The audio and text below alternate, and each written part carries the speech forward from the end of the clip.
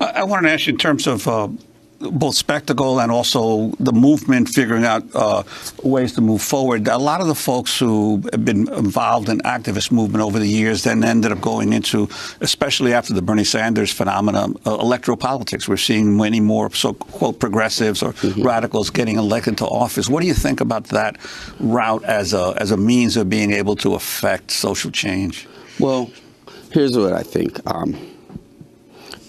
I think inarguably, the two biggest reforms under capitalism in the 20th century might be the New Deal and the Civil Rights Bill, right? And how did we get either of them? Was it by electing the right person, or was it by having a movement that was able to disrupt? And let me be very clear about what I mean by disrupt. In the 20s and 30s in the United States, it's been said that there were 1 million card-carrying communists. And at the same time, we had places like Alabama, Utah, Montana, Oklahoma, where there were, for instance, mining strikes that were going on. And in places like Alabama, there were even like conflicts, armed conflicts with the miners and private security. In the Midwest at that same time, during that same era, you had people occupying and shutting down factories. On the West Coast during that same era, you had the longshoremen creating their union, and of a bunch of workers that were thought of as like lower skill than we think of fast food workers right now, who fought against, militias, state militias, in order to create their union. That's happening at the same time. During that same time, somewhat unrelated, pretty unrelated, there was a thing called the Bonus March, where World War I veterans marched on the White House and for their bonus checks in large numbers, and many thought to be carrying arms. Revolutions happening around the world. In that milieu is where we got the New Deal. It wasn't because the radicals and progressives band together and were like, we need to be putting all our energy into electing FDR. They made that happen. Now, so that's not to say don't get somebody in office, but what that does do, though, when you're doing that, it's a question of where are we putting our resources? Where are we putting our time? Where we put, what happens is movements get subverted, because right now there's only so much time and energy, and the first people to act are going to be the ones that we need. And if everybody's putting their time into the electoral side, we're going to get caught in this loop where you get an elected official in there, and they're not able to do much because there's not the movement to do things. We need to get to the level where we can shut down industry, and that we can go straight to the puppet masters. Now, if we have that going on, and somebody wants to get in office that can better aid those movements, but even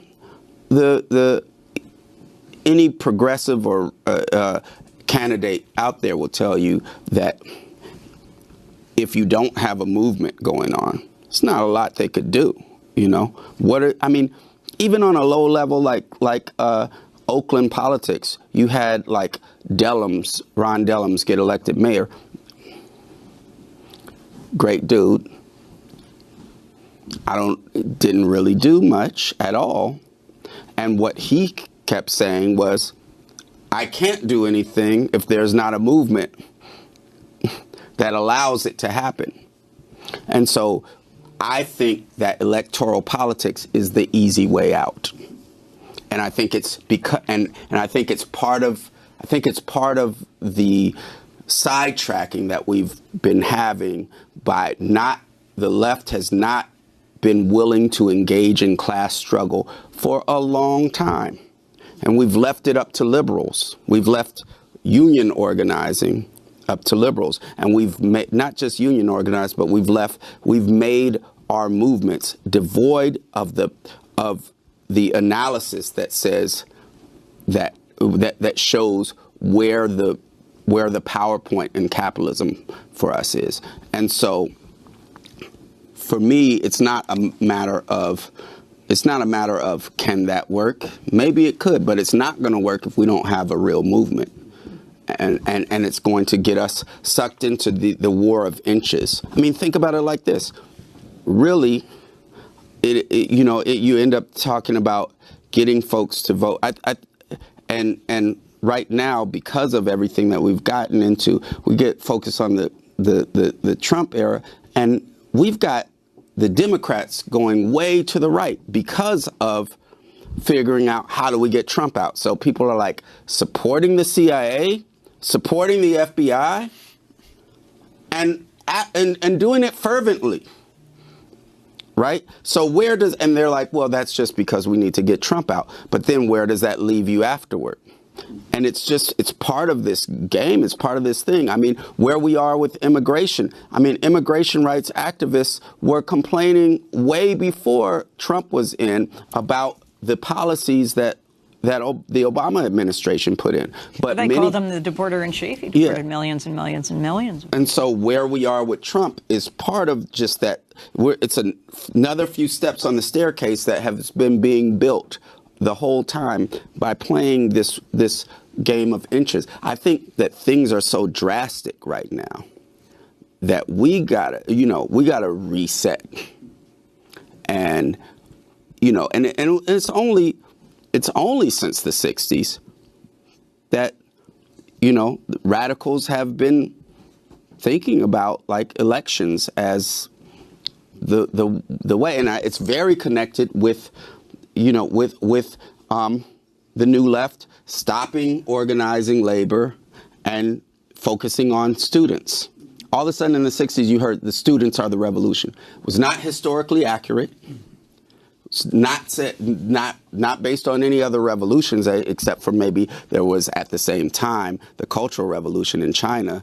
But other than that, wasn't historically accurate, and there was a focus on students and spectacle that has led has led to like people not knowing what to do and basically saying, well, all I'm going to do is electoral politics.